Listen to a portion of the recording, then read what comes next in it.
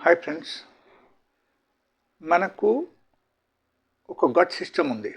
మన శరీరంలో ఉన్న గట్ సిస్టమ్కు మనం స్టిమ్యులేట్ చేసామనుకో, మనకు 95% డిజీజెస్ ఆటోమేటికలీ తగ్గిపోతుంది. సో ఈ గట్ సిస్టమ్కు మనం స్టిమ్యులేట్ చేయాలంటే మన ఇంట్లో ఉన్న ఐటమ్స్తో, మన కిచెన్లో ఉన్న ఐటమ్స్తో కూడా మనం స్టిమ్యులేట్ చేయొచ్చు. ఓకే, బట్ ప్రయత్నం ఉండాలి, మనది ప్రయత్నం ఉండాలి. మనం కూడా కొంచెం కూడా ప్రయత్నం చేయకపోతే మనకు ఏమి కాదు. అండ్ మనం ఎప్పటికీ రోగముక్త శరీరం మనం మెయింటైన్ చేయలేము. ఓకే, సో కొంచెం ప్రయత్నం చేయండి డైలీ బేసిస్లో.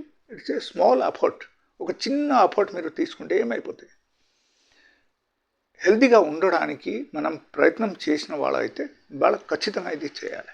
ఓకే, సో యాక్చువల్లీ చూడాల్సిన విషయం ఏంటంటే, అక్కడ మన గట్కు కావాల్సినది అడాప్టోజన్ ఫుడ్ అంటారు.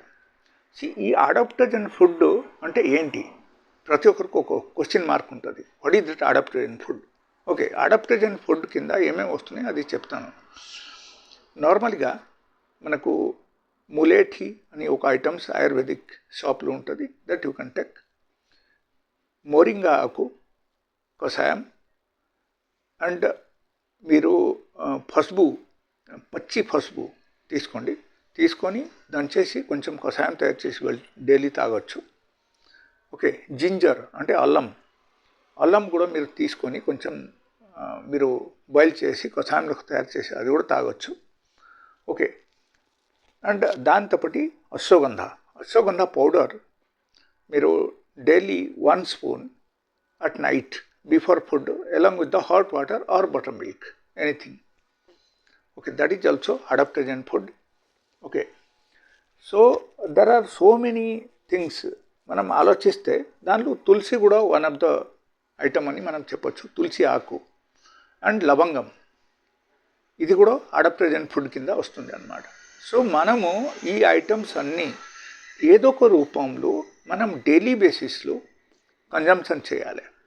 ఓకే, పౌడర్ చేసి అయినా మీరు తీసుకోండి, లేకపోతే జ్యూస్ రూపంలో అయినా తాగండి, లేకపోతే ఫైనలీ కషాయం కూడా తయారు చేసి మీరు తాగొచ్చు.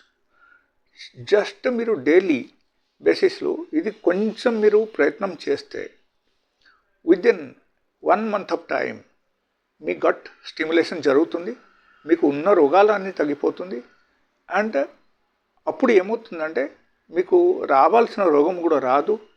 అండ్ ఆటోమేటికలీ మీరు ఒక హెల్దీ లైఫ్ మెయింటైన్ చేయగలుగుతారు. If you like this video, please subscribe my channel. So it will be motivation.